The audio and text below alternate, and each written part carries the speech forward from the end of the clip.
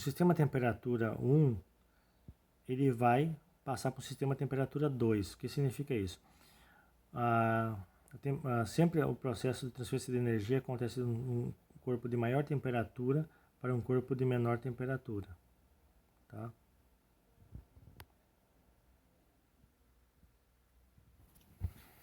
Então, o processo espontâneo acontece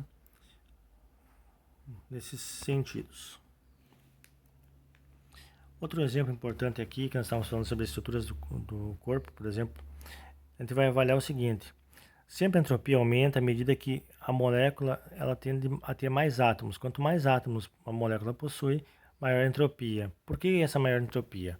Por exemplo, a molécula diatômica ela só tem um movimento de estiramento. Uma molécula triatômica ela tem estiramento e tem torções. Uma molécula com mais átomos ela vai ter mais sentidos de movimento, então ela vai ter mais modos vibracionais, transacionais, então ela vai ter uma maior entropia. Quanto maior o número de átomos, maior a entropia. No caso do organismo vivo, as macromoléculas têm maior grau de entropia em relação às moléculas menores. Tá. Mostra que a integral de um ciclo arbitrário é nula. A entropia é a mesma no estado inicial e final, independente. Então, um processo cíclico, eu tenho um processo aqui de pressão e volume, processo cíclico, o estado final e inicial são iguais, então a variação de entropia é zero. Aqui eu tenho um gráfico que mostra processos, tá? Que ocorrem levando em conta a pressão e volume. O primeiro processo de A para B é um processo que ocorre a condições isotérmicas, a temperatura constante.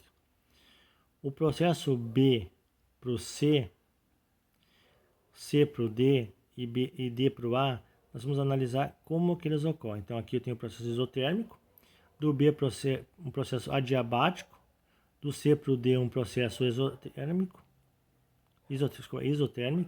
e do D para o A um processo adiabático. Então eu tenho o processo isotérmico, adiabático, isotérmico, adiabático.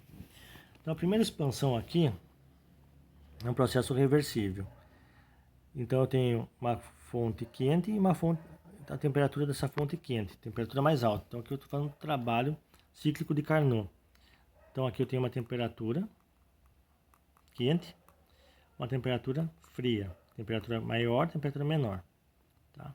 Processo adiabático numa isotérmico numa temperatura maior, processo isotérmico numa temperatura menor. Então, ΔS, a variação de entropia da fonte quente, é o calor fornecido pela fonte quente dividido pela temperatura da fonte quente. No processo adiabático, de B para C, não é a troca de calor e a variação de entropia é nula. Então, aqui não tem variação de entropia nesse processo. No processo de compressão do gás, eu tenho que a temperatura desse processo ocorre em temperatura fria. A variação de entropia ela é dada por a energia fornecida nessa fonte fria sobre a temperatura da fonte fria. É um processo que tem a energia negativa, positivo, negativo.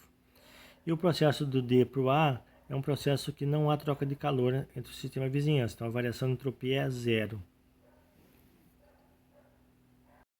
Então, de modo geral, aqui eu tenho a variação de entropia no sistema cíclico, representada por essa bolinha aqui, o integral do sistema cíclico. A variação de entropia é dada pela entropia da fonte quente, entropia da fonte fria.